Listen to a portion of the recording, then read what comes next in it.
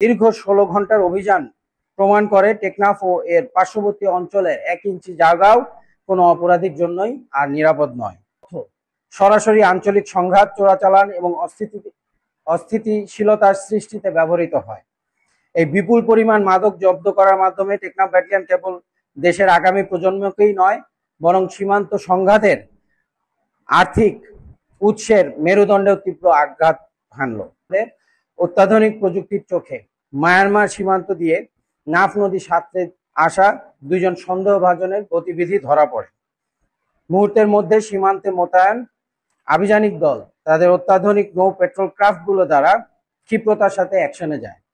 এ সময় জালিয়াত দ্বীপের কাছাকাছি অংশের মাঝ নদীতে একজন পাচারকারী, যার নাম মোহাম্মদ ইব্রাহিম,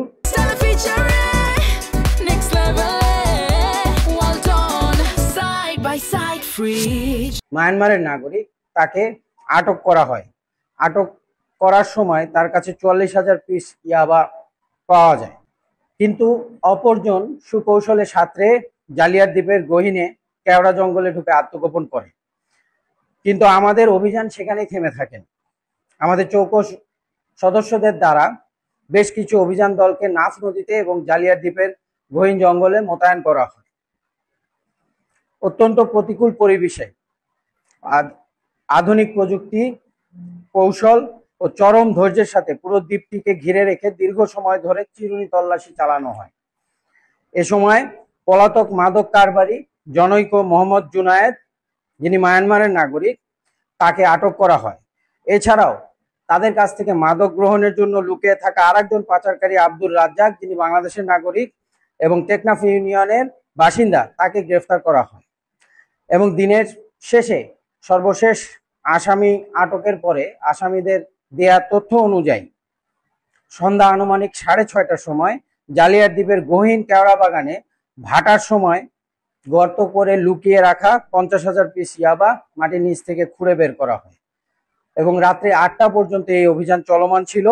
আমাদের এই দীর্ঘ ১৬ ঘন্টার অভিযান প্রমাণ করে টেকনাফ ও এর পার্শ্ববর্তী অঞ্চলে ১ ইঞ্চি জায়গাও কোনো অপরাধীর জন্যই আর নিরাপদ নয়। আমরা জানি মাদকের অর্থ সরাসরি আঞ্চলিক সংঘাত, চোরাচালান এবং অস্থিতিশীলতার সৃষ্টিতে ব্যবহৃত হয়। এই বিপুল পরিমাণ মাদক জব্দ করার মাধ্যমে টেকনাফ ব্যাটালিয়ন কেবল দেশের আগামী প্রজন্মকেই নয়, বরং সীমান্ত সংঘাতের আর্থিক উৎসের মেরুদণ্ডেও তীব্র আঘাত হানল। এই দুঃসাহসিক অভিযানে ৩ জন আসামি সহ সর্বমোট ৯৪,০০০ পিস ইয়াবা ট্যাবলেট উদ্ধার করা হয়েছে। তবে চলমান তদন্তে উক্ত মাদকের ডিলার মোহাম্মদ জয়নাল ও মোহাম্মদ রফিকের পরিচয় ইতিমধ্যে নিশ্চিত করা গেছে এবং তাদেরকে আটকে ইতিমধ্যে তৎপরতা চলছে।